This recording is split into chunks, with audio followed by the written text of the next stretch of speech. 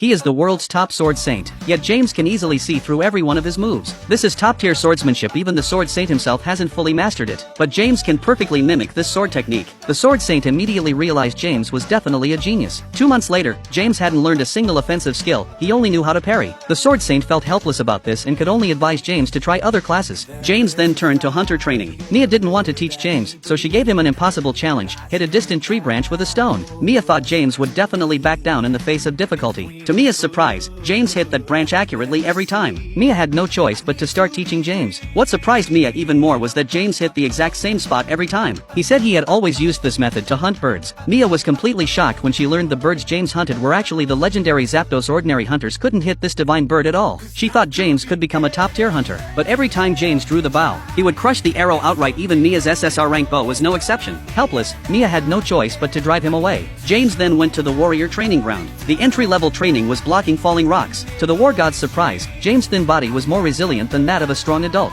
James persisted like this for another 2 months. One day, an accident happened during training. A huge boulder fell, but James stood still without dodging. His firm gaze deeply shocked the war god. The war god thought that if James could learn offensive skills, he would definitely become a top-tier warrior in the future. After 3 months of training, James still hadn't learned any skills. The war god could only tell him to try other classes again. James went to the assassin training ground, where he needed to learn skills to disarm traps, but he just rushed straight through and dodged all the traps without using any skills. After 3 months, he still hadn't learned how to disarm traps. Next was healing training. In 3 months, James only learned minor healing, but he didn't know he could cast this skill infinitely without any cost. Finally, there was magic training. James still didn't learn any magic. Everyone gave him one last chance and threw him into the magic resonance furnace. The magic god forgot to let him out. Ordinary people would go insane if they stayed inside for 2 hours, but James had already been inside for 3 days. When the magic god opened the furnace door, he found James not only hadn't gone insane, but actually found staying inside comfortable. James stayed inside for another 3 days and only learned one small fireball skill. The magic god thought he had no magical talent. Suddenly, magical light also lit up in James' other hand. It was actually dual chanting. The magic god had spent 60 years to master this skill back in the day.